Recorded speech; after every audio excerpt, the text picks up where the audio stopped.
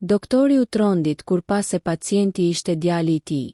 Spitali Universitar i Qsut në Tiranë ishte i mbushur me zhurmën e zakonshme të urgjencës. Sirenat ambulancave, hapat e shpejtë të infermierëve dhe zërat e familjarëve që prisnin me ankth krijonin një simfoni tensioni që vetëm mjekët e mësuar mund ta përballonin pa u dridhur. Doktor Arbeni kishte mbi 25 vite përvojë si kirurg. Ishte një nga ata mjek që nuk dridhej para gjakut, nuk nguronte para vendimeve të vështira dhe nuk lejonte emocionet të ndërhynin në profesionin e tij. Për të, pacienti ishte pacient pavarësisht emrit, moshës apo historisë. Por atë natë gjithçka do të ndryshonte. Një natë si çdo tjetër. Ora shënonte 22:47 kur dera e urgjencës u hap me forcë. 2 paramedik shtyn një barel me shpejtësi. Mashkull, rreth 17-18 vjeç. Aksident me motor. Trauma të shumta, humbje e konsiderueshme gjaku. Bërtiti njëri prej tyre. Arbeni ngriti kokën nga dosja që po lexonte dhe u drejtua menjëherë nga salla e pranimit. Për të ishte rutinë, stabilizim, analiza të shpejta, vlerësim i organeve vitale, përgatitje për operacion nëse ishte e nevojshme. Pacienti ishte imbuluar me gjak dhe pluhur. Helmeta e thyer ishte vendosur mbi barkun e tij si provë ashpërsisë së përplasjes. Presioni po bie, tha infermierja. Arbeni afroi duart për të kontrolluar pulsin. Ishte i dobët. Ai ngriti perden e bardhë për të parë fytyrën e pacientit. Dhe në atë moment zemra ju ndal. Sytë që nuk mund t'i harrosh. Fytyra e djalit ishte mbuluar me gjak, por sytë edhe të mbyllur ishin të njohur. Jo, kjo nuk është e mundur, përshpëriti ai. Ai hoqi maskën e oksigjenit për një sekond dhe fshiu me dorë gjakun nga balli i pacientit. Një shenjë e vogël mbi vetullën e majt. Një shenjë që ai e njihte. Një plagë e vjetër nga biçikleta, kur djali ishte vetëm 8 vjeç. Arbeni u step. Ishte djali i tij, Erioni. Një baba që u bë mjek, apo një mjek që u bë baba. Koha sikur ndaloi. Zhurma e urgjencës u shua në veshët e tij. Zemra i rrihte fort, jo si mjek, por si baba. Erioni nuk jetonte me të. Pas divorcit, djali kishte zgjedhur të rrinte me nënën. Marrëdhënia e tyre ishte bërë ftohtë me kalimin e viteve. Arbeni gjithmonë justifikohej me punën. Operacione, turne nate, konferenca. Do të kemi kohë, i thoshte vetes. Por tani koha ishte gjaku që rrinte nga trupi i djalit të tij. Vendimi që mund të ndryshonte gjithçka. Doktor, duhet ta çojmë në sallë. Hemorragji e brendshme e dyshuar, tha një rezident. Arbeni qëndroi pa lëvizur për një sekond. Protokolli ishte i qartë. Një mjek nuk duhet të operojë familjarët e tij. Emocionet mund të ndikojnë vendimet. Por koha nuk priste. Ka vetëm 20 minuta para se të humbasim gjithçka, tha anestezisti. Arbeni ndjeu djers të ftohtë në qafë. Në atë moment ai kishte 2 zgjedhje.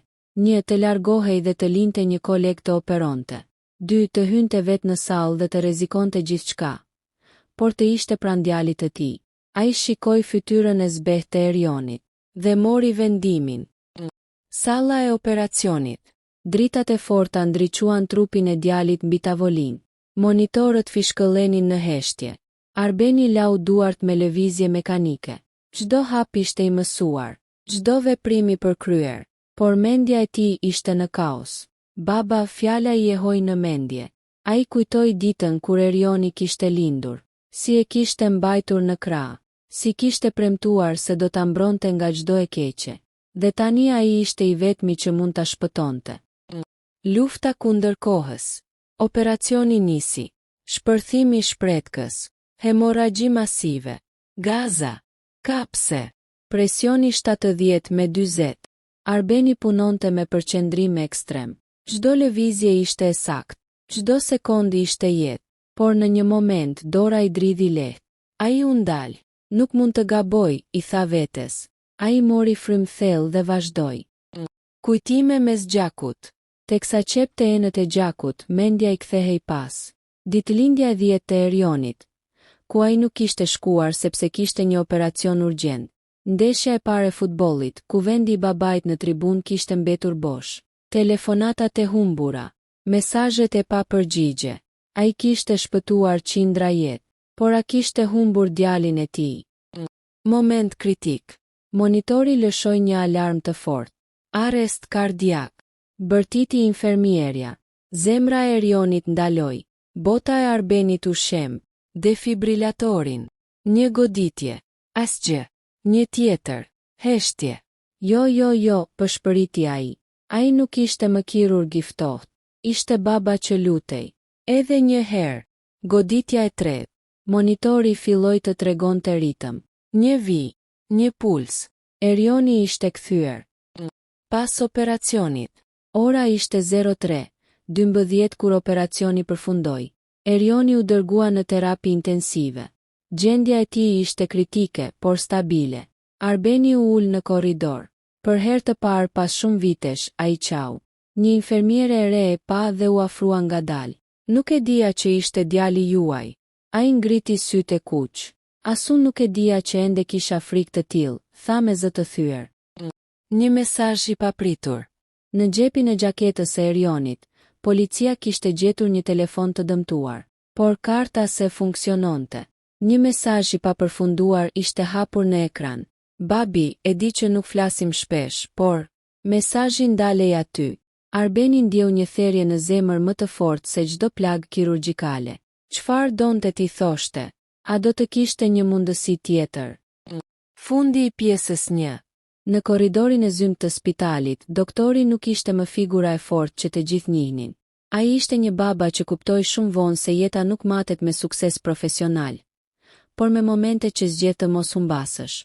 Dhe ndërsa makina e ventilimit në terapi intensive vazhdonte të punonte, Arbeni qëndronte jashtë derës duke pritur, duke shpresuar, duke u lutur që kjo të mos ishte nata që do ta mësonte përfundimisht çmimin e sakrificave të tij. Spitali ishte zhytur në heshtje. Ora kishte kaluar 04:00 të mëngjesit dhe korridoret e qysut në Tiranë dukeshin më të ftohta se zakonisht. Doktor Arbeni nuk ishte larguar nga dera e terapisë intensive. Ai shikonte përmes xhamit trupin e lidhur me aparatura tub oksigjeni, monitor kardiak, serum që pikonte ngadalë si një orë rëre që mat kohën e faj. Erioni ishte ende në koma, por zemra rrihte, dhe kjo ishte shpresa e vetme. Një nën në korridor. Në orën 05:17 dera e ashensorit u hap me nxitim.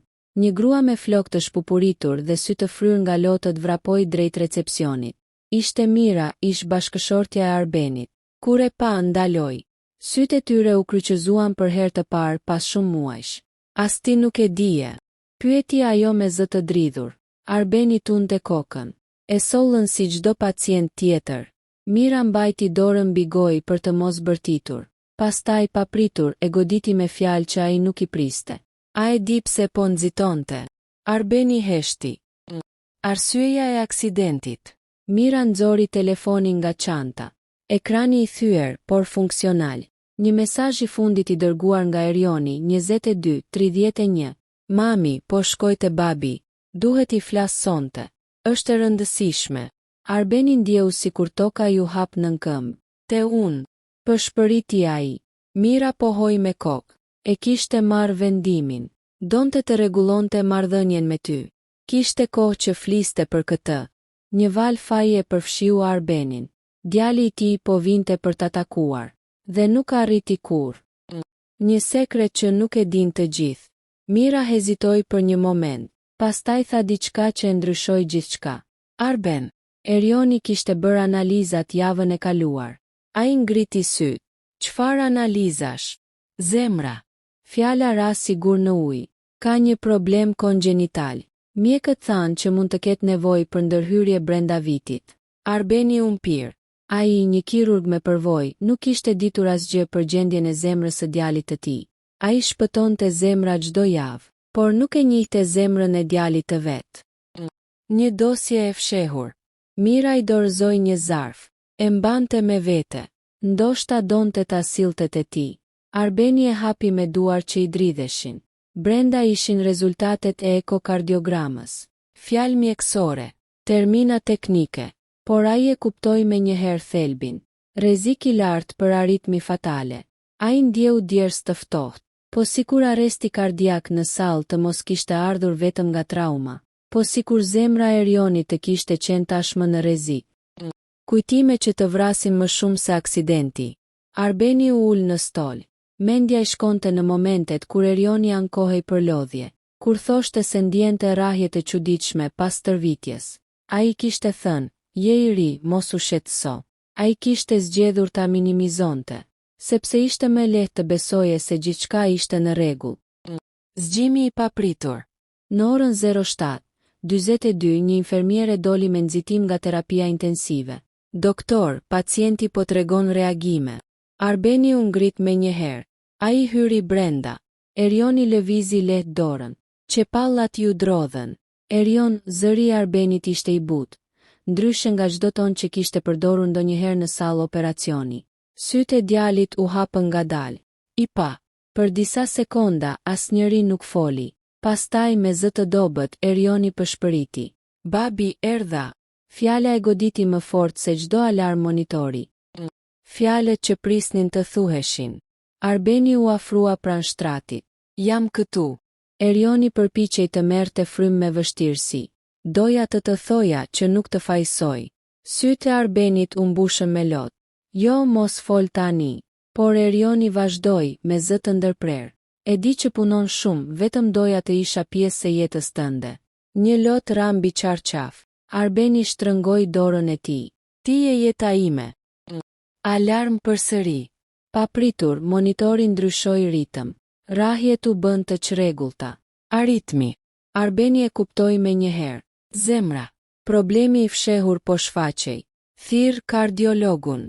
Urdhëroi ai. Por këtë herë ai nuk mund të operonte vetë. Kjo kërkonte një ekip tjetër. Një vendim tjetër të vështirë. Një zgjedhje e re. Kardiologu I turnit, doktori Liri, mbërriti me shpejtësi. Duhet vendosur një defibrilator I brendshëm sa më shpejt, tha ai. Procedurë e rrezikshme. Trupi I Erionit ishte ende I dobët nga operacioni, por patë rreziku I një arresti tjetër ishte I madh. Mira shikonte nga dera, e zbehtë. Arbeni ndjeu peshën e një zgjedhjeje tjetër mbi supe. Këtë herë ai nuk ishte vetëm mjek. Ishte baba që duhej të pranonte se nuk mund ta bënte gjithçka vetë. Ai pa I Lirin në sy. Bëje. Zëri I tij ishte I vendosur. Fundi I pjesës 2. Teksa Erioni përgatitej për një ndërhyrje të dytë, Arbeni qëndronte jashtë sallës jo si kirurg, por si princ që kupton se jeta nuk kontrollohet me bisturi. Ai kishte shpëtuar trupin e djalit, por tani duhej të mësonte si të shpëtonte marrëdhënien me të. Dhe ndërsa dera e sallës u mbyll ngadalë, një pyetje mbeti pezull në ajër. A do t'i jepte jeta një shans të dytë? Apo kjo ishte vetëm qetësia para stuhisë? Dera e sallës së kardiologjisë u mbyll me një tingull të rënd metalik. Për herë të parë pas shumë vitesh, doktor Arbeni nuk ishte ai që drejtonte operacionin. Ai ishte jashtë, duke pritur, si çdo prind tjetër. Në korridorin e qetë të qysut në Tiranë, minutat dukeshin si orë. Mira qëndronte disa hapa larg tij. Nuk flisnin, por ndanin të njëjtin frikë. Ndërhyrja që vendoste gjithçka. Brenda sallës, doktori Liri dhe ekipi po përgatiteshin për vendosjen e një defibrilatori të brendshëm, ST. Pajisja e vogël mund të shpëtonte jetën e Erionit nëse zemra do të ndalonte sërish. Por trupi I tij ishte ende I dobët. Trauma. Humbje gjaku. Operacioni freskët. Çdo lëvizje ishte rrezik. Monitorët tregonin rrahje të paqëndrueshme. Fillojmë, tha I Liri. Jashtë sallës, një baba përballë vetvetes.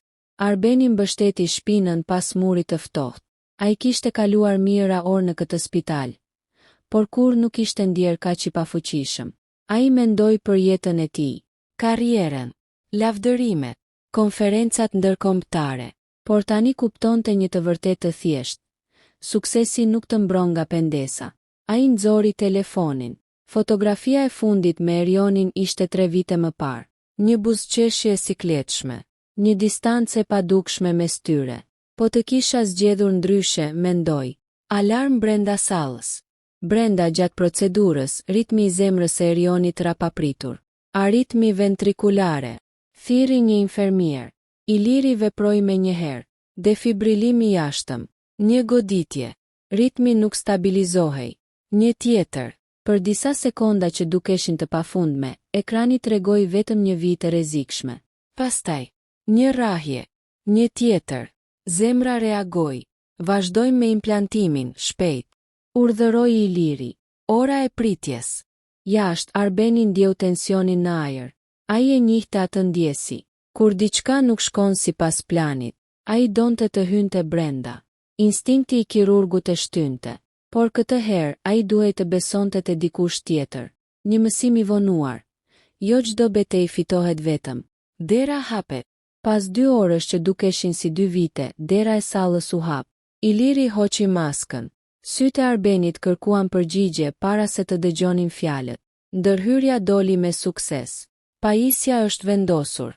Zemra është stabilizuar. Mira shpërtheu në lot. Arbeni mbylli sytë për një moment të gjatë. Për herë të parë, ai falenderoi jo si mjek, por si baba. Zgjimi i vërtet. 2 ditë më vonë, Erioni ishte jashtë rrezikut të menjëhershëm. I dobët, por i vetëdijshëm. Arbeni hyri në dhomë ngadalë. Këtë herë pa maskë, pa autoritet, vetëm si prind. Erioni buzëqeshi lehtë. Dëgjova që bëra bujë. Arbeni qeshi përmes lotëve. Gjithmonë e ke pasur talentin për dramë. Një heshtje ngrohtë mbushi dhomën. Pastaj Erioni foli seriozisht. Mendova se nuk do të më dëgjoje, po të prisja më gjatë. Arbeni u afrua. Tani do të dëgjoj gjithmonë. E vërteta që duhej thënë. Erioni mori frymthell. Kisha frikë për zemrën, por më shumë kisha frikë se do të rritesha pa të njohur. Fjalët e tij ishin të thjeshta, por goditën thellë.